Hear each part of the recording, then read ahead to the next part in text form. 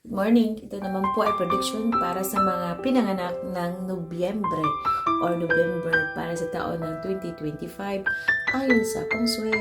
Ito, merong good news, meron ding bad news. So, huwag pong malungkot kung mabagal ang pagpasok ng kasaganahan sa taon ng 2025 or yung pag-asenso mo ba. Bakit? Kasi lahat ng ginagawa mo, may naiinggit sa'yo.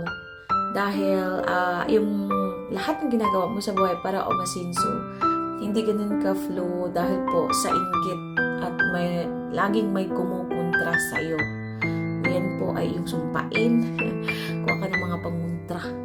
Pero maganda in terms naman po sa financial. Masipag ka kasi mabilis ang pasok ng pera din.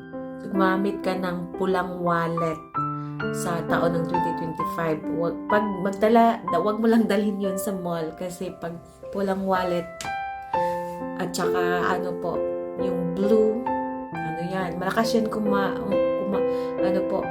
kumakaway ng pera papasok sa'yo, pero mabilis din ang labas. So, gamit ka lang ng pulang wallet, yun ang cure mo. Pag nasa wag lang sa mall, basta nasa ordinary lang na routine.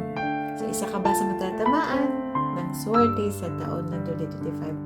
Sino po dyan ang November? Comment po.